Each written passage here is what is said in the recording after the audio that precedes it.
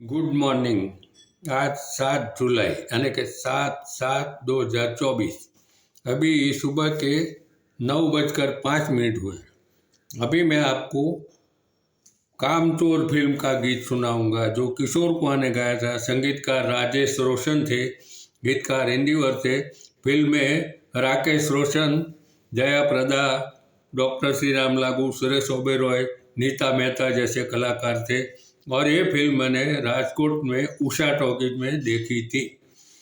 तो गाना है, तुमसे बढ़कर दुनिया में न देखा कोई और, जुबां पर आज दिल की बात आ गई।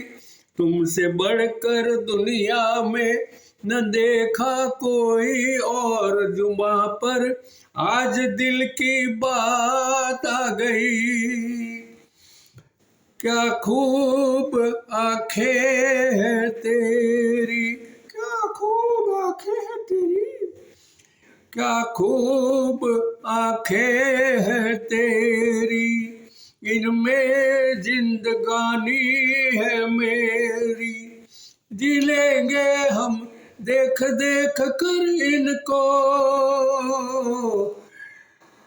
जी लेंगे हम देख देख कर इनको।